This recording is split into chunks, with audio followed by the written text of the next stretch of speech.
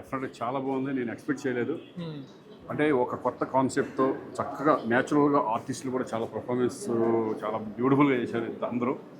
ఒక పక్కన విలన్గా, ఒక పక్కన హీరోస్, చాలా న్యాచురల్గా ఉంది. డెఫినెట్గా first of all producer congrats చెప్పారు. ఎందుకంటే ఇటువంటి సబ్జెక్ట్స్ చేసినప్పుడు వాళ్ళకి ఒక సినిమాని నమ్మి, ఒక డైరెక్టర్ని నమ్మి, మంచి కాన్సెప్ట్ నమ్మి తీసినందుకు మురళీ గారికి డెఫినెట్గా కంగ్రాచులేషన్స్. అలాగే మీకు కూడా థ్యాంక్ యూ. ఎస్పెషల్లీ డైరెక్టర్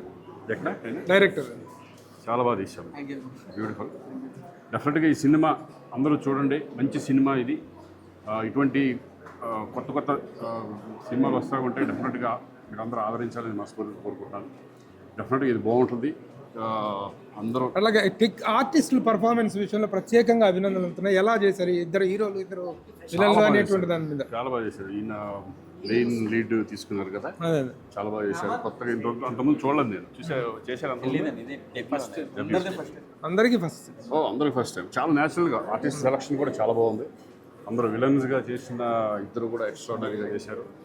అలాగే ఆయన కూడా చాలా బాగా చేశారు. Thank you sir. Anyway congratulations, అందరికీ కంగ్రాట్స్.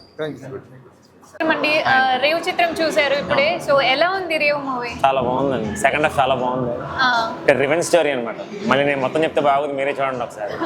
ఎలా అనిపించింది మీకు రేవ్ మూవీ చూసి? భయం వేసింది నాకు, ఇలాంటి జనాలు నిజంగా ఉంటారేమో అనిపించింది. ఓకే, ప్రేక్షకులకి ఏం చెప్తారు రేవ్ మూవీ నుంచి? తప్పకుండా చూడండి. ఆల్రెడీ సినిమా రిలీజ్ అయిపోయింది, థియేటర్స్లో ఉంటే చూడండి, లేకపోతే ఓటీటీ వరకు వచ్చాను, ఖచ్చితంగా చూడండి. సినిమా చాలా బాగుందండి. అజయ్ అని మా అన్నయ్య ఇందులో లీడ్గా చేశారు, వన్ ఆఫ్ ద లీడ్ కింద. హీరోలు ఇద్దరు బాగా చేశారు, చూడండి. నేను ఎక్కువ చెప్తే బాగోదు, బట్ చాలా బాగుంది. రివెంజ్ స్టోరీ నాకైతే చాలా భయం వేస్తుంది. Thank you. ఇప్పుడు రేవు సినిమా చూడడం జరిగింది. రేవు సినిమా అనగానే నేనేదో ఇది ఒక కళాత్మక చిత్రం, డాక్యుమెంటరీ స్టైల్లో ఉంటుందేమో, బస్తవాసులు రేవులో చేపల వేట మీద జీవనాధారం కలిగినటువంటి వాళ్ళ స్టైల్ని న్యాచురల్గా తీసి ఉంటారు అనే ఒక ఎక్స్పెక్టేషన్తో నేను సినిమాకి వచ్చాను. సినిమా చూసిన తర్వాత ప్రతి సీను చూసే కొలది కూడా ఆశ్చర్యం పెరిగిపోతూ ఉంది నాకు. ఎందుకంటే ఒక రెగ్యులర్ కమర్షియల్ హీరో సినిమా ఏ స్టాండర్డ్స్లో చేస్తారో ఆ స్టాండర్డ్స్లో ఈ సినిమా చేశారు.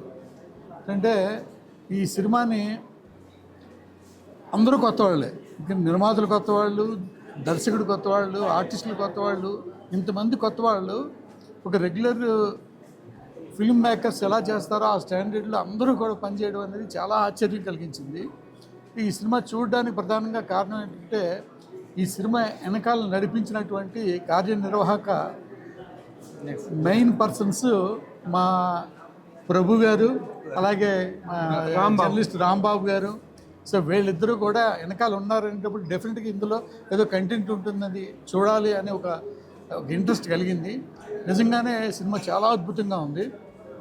సో డైరెక్టర్ హరినాథ్ గారు కొత్త డైరెక్టర్ అంటే నమ్మలేము, ఎందుకంటే అతను తీసిన పర్ఫెక్షన్ కానీ, అసలు స్క్రిప్ట్లో ఉన్నటువంటి ఆ పట్టు కానీ, సెకండ్ హాఫ్ అయితే కంప్లీట్గా నెక్స్ట్ ఏం జరుగుద్ది అనే ఆ టెన్షన్ని చాలా బాగా చేశారు.